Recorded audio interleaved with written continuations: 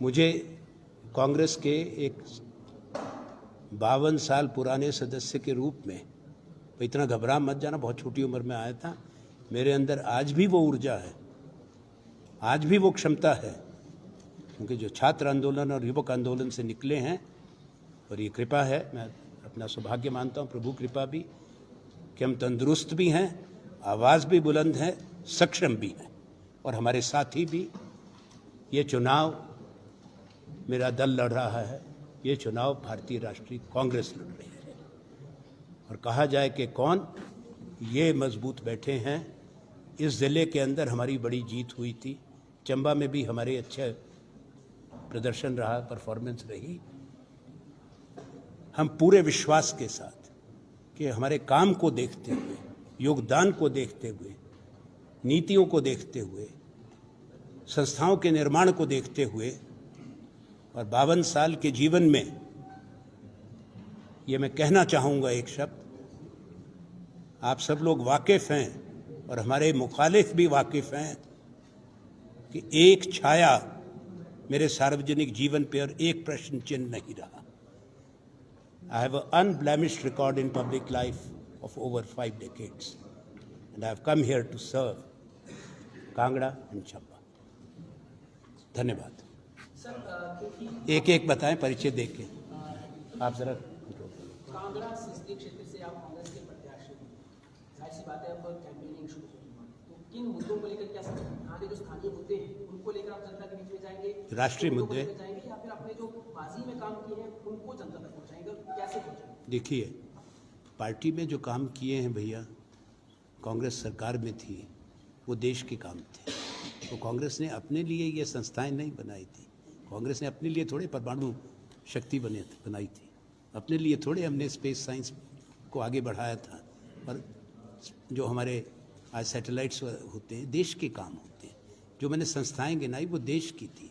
तो निजी नहीं होता दल का, जिस दल की सरकार है वो राष्ट्र निर्माण में अपना काम करती है।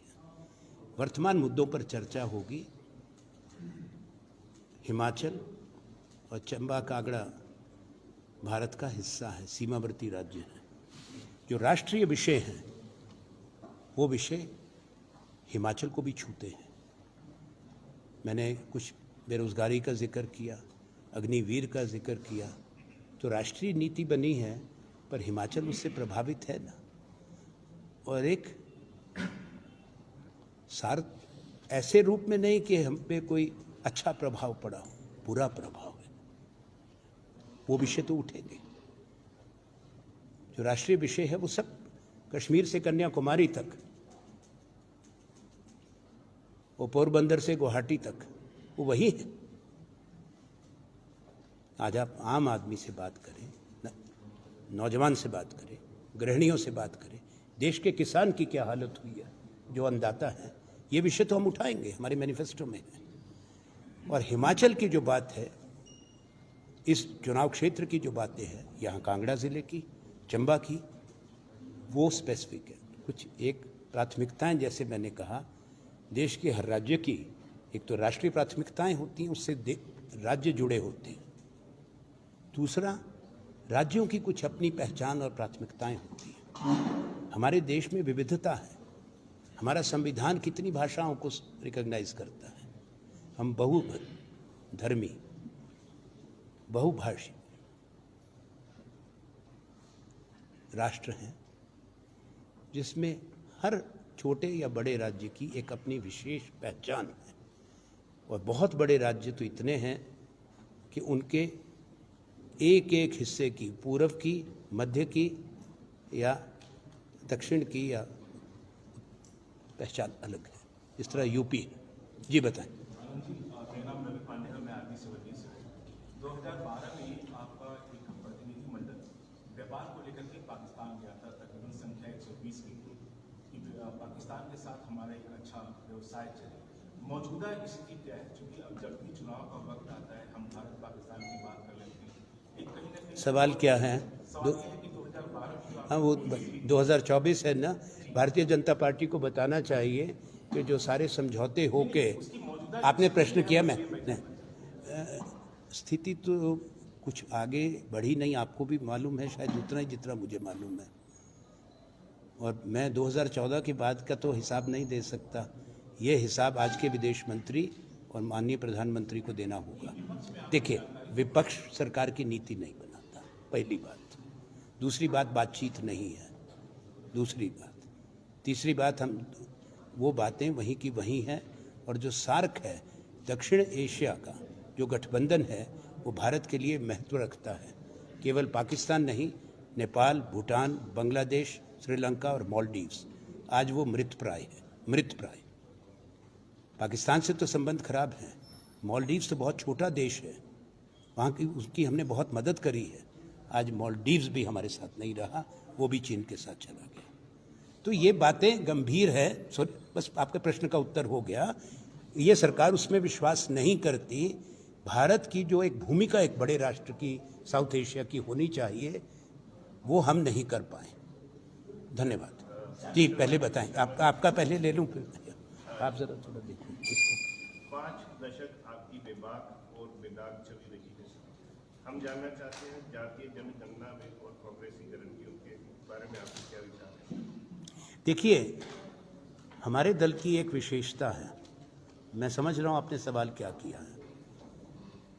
हमारे दल के अंदर सही माने में आंतरिक प्रजातंत्र है और चर्चा होती है। हमारा दल निर्णय करता है अंदर की बातचीत के बाद। अगर हम मैनिफेस्टो भी लिखते हैं, ये मैनिफेस्टो भारत की जनता ने लिखा है। हम सब लोगों को जिम्मेवारी दी गई थी किस किस विषय पे कहाँ कहाँ जाके। हिंदुस्तान के कई बड़े विश्वविद्यालयों में मैं स्वयं गया हूँ, मैं गिनती बता सकता हूँ। बड़े शहरों में गया हूँ, महानगरों में, और हमने लोगों से बातचीत करी है जो स्टेक होल्डर्स हैं। उसके बाद हमने सिफारिशें करी हैं कि क्या होना चाहिए। हर विषय पे एक मत नहीं होता, पर बाद में जो सामूहिक निर्णय होता है, एक चीज़ समझ लें आप, आम सहमति बना के संगठन नीति बनाता है। हमारे चर्चा के बाद आम सहमति बनती है, और वो आम सहमति प्रतिबिंबित है अब कांग्रेस के मैनिफेस्टो में।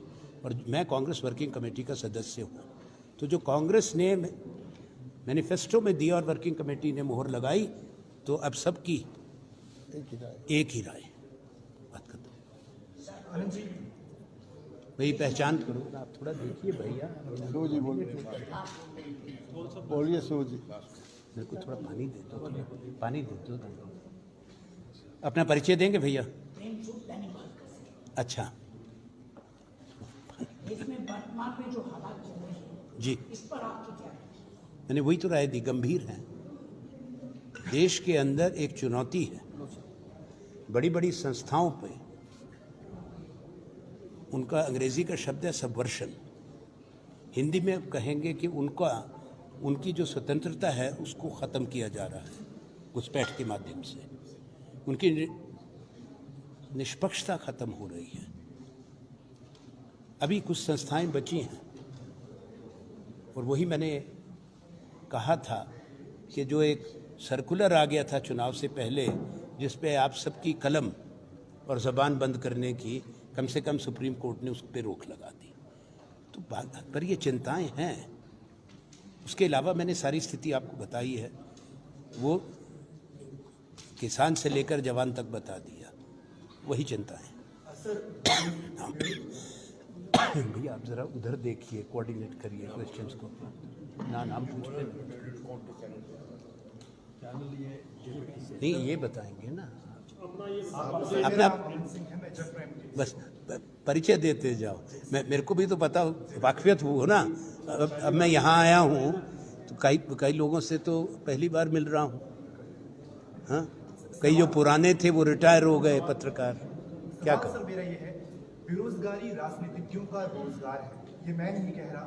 तमाम लोग युवा कह रहे हैं, जिन्हें प्रलोभन दिए जाते हैं, आश्वासन दिए जाते हैं, नहीं दिया जाता तो वो है रोजगार। चाहे देश के युवाओं की बात करी जाए, प्रदेश के युवाओं की बात करी जाए, कांगड़ा चंबा के युवाओं के हित में, या फिर हिमाचल की बात करी जाए, प्रदेश की बात करी जाए, युवाओं भाई सवाल करो, तुम तो प्रवचन दे, सवाल करो क्या रहने वाला है जी। विजन क्या रहने वाला है? रोजगारी देखिए, संस्थाएं एक दिन में नहीं बनती, ना नीति। मैंने आपको जिक्र किया था कि भारत की राष्ट्रीय निर्माण नीति, उसमें ये सब जवाब है। National manufacturing policy is a reality, वो वास्तविकता है। और उसका पहला उद्देश्य था कि हमारा जो मैन्युफैक्चरिंग का शेयर है, भारत की जीडीपी में हिस्सा है, वो 16% है, उतना ही लगभग जितना कृषि का है। उसको 16 से बढ़ाकर 25 तक करना और 10 साल में 100 मिलियन जॉब्स, मतलब कि 10 करोड़।